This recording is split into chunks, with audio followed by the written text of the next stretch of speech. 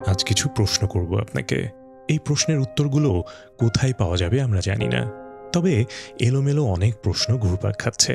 Social মিডিয়ায় এত post আর কন্টেন্টের ভিড়ে কোন তথ্য সঠিক আর কোন তথ্য যে ভুল তা নিয়ে আমরা সকলেই সন্দিহান। কোনো একটি ঘটনা ঘটলেই সোশ্যাল মিডিয়ায় আমরা সকলেই এক্সপার্ট হয়ে যাই, যার প্রেক্ষিতে আরও প্রশ্ন জমা হয়। সার্চ অফ মিস্ট্রির আজকের পর্ব সেসব প্রশ্নদের ঘিরে, যেসব প্রশ্নের উত্তর সাধারণত মেলে না বলেই একের পর এক ঘটে যায় এমন ঘটনা। রবিবারের ঢাকায় আসলে কি ঘটেছিল? যা ঘটল সেটা কি দুর্ঘটনা না অন্য কিছু? সারাদিনের নিউজ ঘাটলে যা দেখা যাবে তা অনেকটা এমন। দুপুর 1:06 বিমান বাহিনীর একে খন্দকার ঘাঁটি থেকে উড়ে যায় চেংদু FT-7 BGI নামের প্রশিক্ষণ বিমান। উড়ার কিছুক্ষণ পরেই ঘটে যান্ত্রিক ত্রুটি। পাইলট ফ্লাইট লেফটেন্যান্ট তৌকির ইসলাম প্রাণপণ চেষ্টা করেন লোকালয় এড়িয়ে ফাঁকা জায়গায় নামানোর, কিন্তু বিমানটি মাইলস্টোন স্কুল অ্যান্ড কলেজে বিধ্বস্ত হয়। প্রাপ্ত তথ্য অনুযায়ী দুর্ঘটনায় মারা যান অন্তত 27 জন, যার মধ্যে পাইলট ও স্কুলের শিক্ষার্থীরাও রয়েছেন। আহত হন প্রায় 170 জন। প্রত্যক্ষদর্শীরা জানান বিস্ফোরণের শব্দ ছিল ভূমিকম্পের মতন। চলুন ম্যাপে দুর্ঘটনার চিত্রটা একটু দেখে আসি। ফাইটার জেটটি ঠিক এইখান থেকে তার যাত্রা শুরু করেছিল। ঘড়িতে সময় তখন 1:06। উড্ডয়নের কিছুক্ষণ পরে বিমানটিতে যান্ত্রিক ত্রুটি দেখা দেয়। ISPR এর তথ্য অনুযায়ী সে বিমান বিধ্বস্ত হবে এটা নিশ্চিত হওয়ার পর লোকালয় নেই এমন জায়গায় ল্যান্ডিং করার চেষ্টা করেছিলেন, কিন্তু পারেননি। বিমানটি বিধ্বস্ত হওয়ার কয়েক সেকেন্ড আগে উপায়ন্তর না দেখে পাইলট নিজেকে ইজেক্ট করে বেরিয়ে যান। বিমানটি এফোড় করে দেয় মাইলস্টোন স্কুল অ্যান্ড কলেজের সেই ভবনকে। মুহূর্তেই পাখিদের কলকাকলি পরিণত হল আর্তচিৎকারে। পুড়ে অঙ্গার হয় ফুলের মতন প্রাণ। যান্ত্রিক ত্রুটি? বিমান বাহিনী বলছে এটা ছিল প্রযুক্তিগত সমস্যা। এই বিমানটি 2013 সাল থেকে ব্যবহার হচ্ছিল, মানে 12 বছরের অধিক পুরনো। মডেলটি বাজারে আসে 1966 সালে। ইঞ্জিন বা জ্বালানিতে ত্রুটি? ইতিপূর্বেও একই ধরনের বিমান দুর্ঘটনার রেকর্ড রয়েছে। 2018 সালে একটি F-7 জেট বিধ্বস্ত হয়ে আগুন ধরে গিয়েছিল।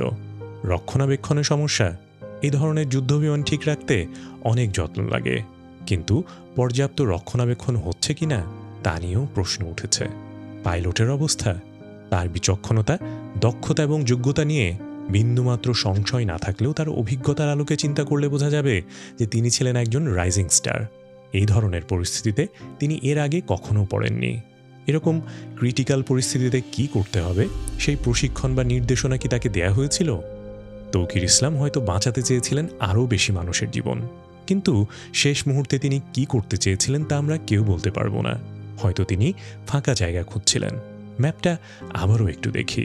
আশুলিয়ার আশেপাশে অনেক ফাঁকা জায়গা ছিল, অনতি দূরেই ফাঁকা মাঠ ছিল। তিনি হয়তো চেষ্টা করেছেন এমন কোনো জায়গায় ল্যান্ড করাতে, কিন্তু তৌকিরের নিয়ন্ত্রণহীন উন্মাদ ঘোড়ার সামনেই তখন মাইলস্টোনের প্রশস্ত দেয়াল। বলা বাহুল্য, এমন পরিস্থিতিতে যে কোনো মানুষের স্বাভাবিক চিন্তা করা সম্ভব নয়। প্রশ্ন উঠেছে জনবসতিপূর্ণ এলাকায় প্রশিক্ষণ ফ্লাইট কতটা বিপজ্জনক। এর পাশাপাশি আরও একটা প্রশ্ন উঠেছে, এই পরিস্থিতিতে তৌকিরের সামনে যদি ওই স্কুলটা না থাকতো, হ্যাঁ স্কুলটা এখানে কেন? আবার ফিরে আসা যাক। যথারীতি বিমানে যান্ত্রিক ত্রুটি দেখা গেল, নিয়ন্ত্রণের বাইরে চলে গেল বিমানটি। ধরা যাক বিধ্বস্ত হওয়ার এই জায়গাটাতে কোনো মাইলস্টোন কলেজ নেই। কি হতো? নিহত বিমান চালক 7-5 না ভেবে নিজেকে রেস্কিউ করে নিতে পারতেন। বিমান বিধ্বস্ত হতো, কিন্তু তিনি প্রাণে বেঁচে যেতে পারতেন। সেই প্রশিক্ষণও তার ছিল। যদি সেই সুযোগ নাও পেতেন, দুঃখজনক হলেও অন্যান্য দুর্ঘটনার মতোই তাকে মৃত্যুবরণ করে নিতে হতো। কিন্তু তা হলো না। কেন হলো না? এখানেই একটা প্রশ্ন। মাইলস্টোন কলেজের ক্যাম্পাস এখানে কেন? ম্যাপটা আবার দেখি। এই জায়গাটা বিমানের ফানেল রুট। এই এরিয়ার মধ্যে বাড়িঘরও থাকার কথা নয়। ফাইটার জেট না হলেও প্রতিনিয়ত বিমানবন্দরের সকল প্লেন এই একই রুটে যাতায়াত করে স্বাভাবিকভাবে।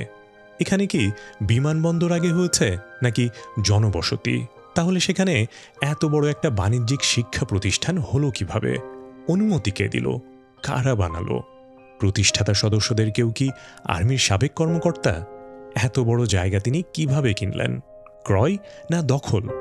সে যাই হোক, বাংলাদেশে ক্ষমতা থাকলে সব সম্ভব। তো এখানে তিনি স্কুল বানাবেন, ব্যবসা করবেন। খুব ভালো কথা। এই জায়গাটা স্কুলের জন্য ঠিকঠাক আছে কিনা ভেবেছেন? কেউ কি ভেবেছে এটার অনুমতি কে দিয়েছে? আমাদের দেশে কি ক্ষমতা আর টাকা থাকলেই অনুমতি মিলে যায়?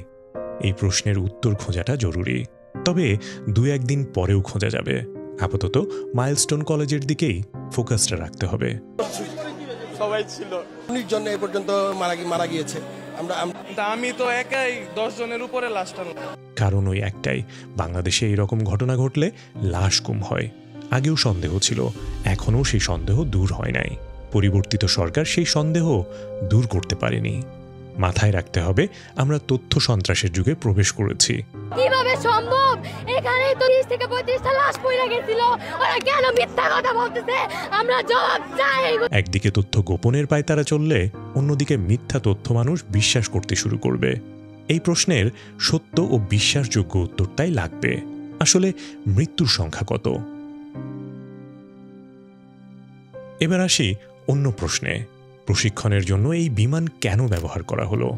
যেখানে বিভিন্ন দেশ বাতিল করে দিয়েছে, সেখানে কেন এই বিমান সস্তায় কেনা হলো? এখানে যে ডিল হয়েছে সেখানে দুর্নীতি হয়নি? কারো পকেটে কি মোটা অঙ্কের টাকা যায়নি? এসব পুরাতন বাতিল জেট বিমান রক্ষণাবেক্ষণে দায়িত্বে অবহেলা হয়নি?